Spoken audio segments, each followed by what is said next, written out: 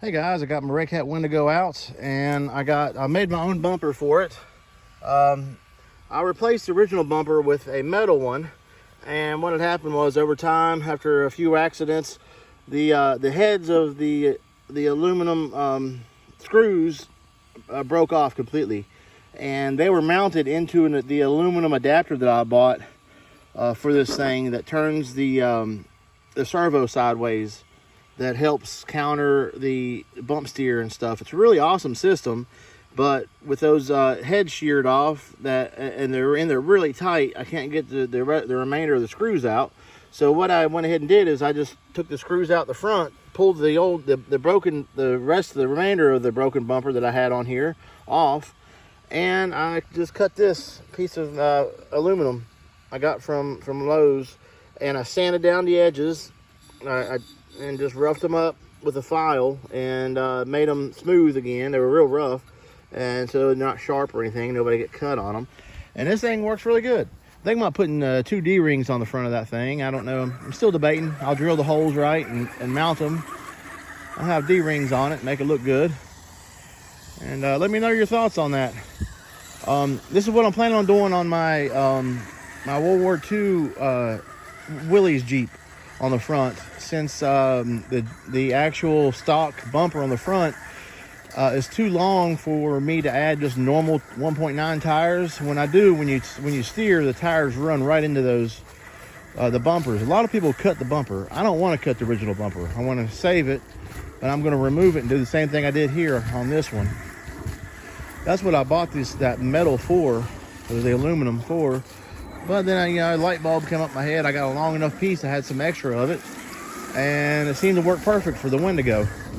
Let me know your thoughts on how it looks in the comments, and if you like it and like the video, like the Wendigo, hit that like button. Don't hesitate. It helps the channel a lot. I'll tell you what, this thing, it works really well. I ran it through a bunch of brush, and it's just hammering it down. Really good.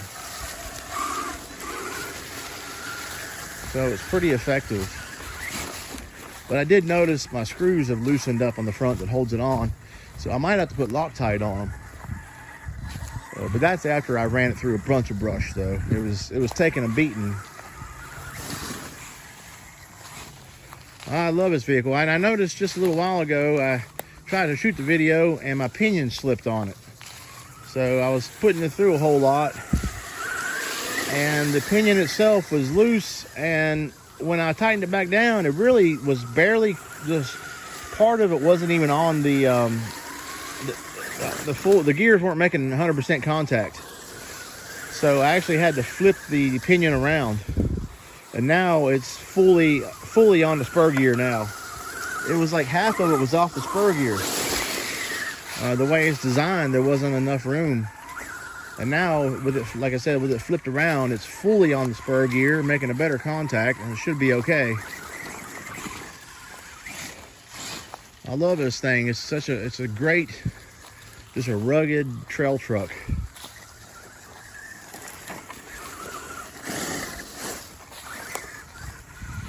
And it's fun on the trails. You don't have to drive it like a madman to have fun with it, trust me.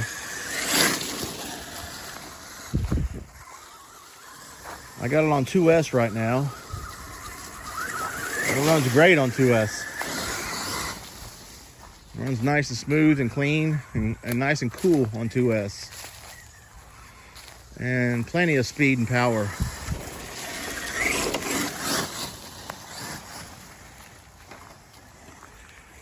And I got multiple upgrades I've done to this thing. But I did leave the original motor and ESC on it. But I replaced all the gears with all the plastic gears. Anything plastic on it got replaced with metal. I replaced the shocks. Like I said, I replaced the front end with a whole new servo mounts kit that I bought. I replaced the sway bars with upgraded aluminum sway bars. Most of my upgrades are all Club 5 upgrade.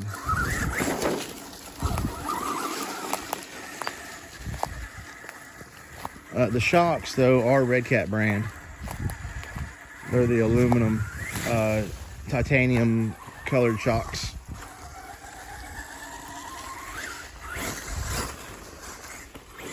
I'm thinking I got 40 weight oil in them.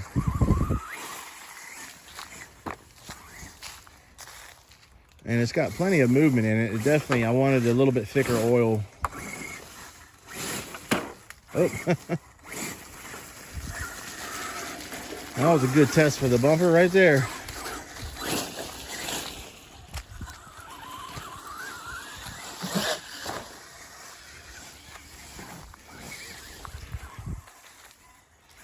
All right, guys. Let me know your thoughts on it. And if you like it, hit that like button. As always, thanks for everything.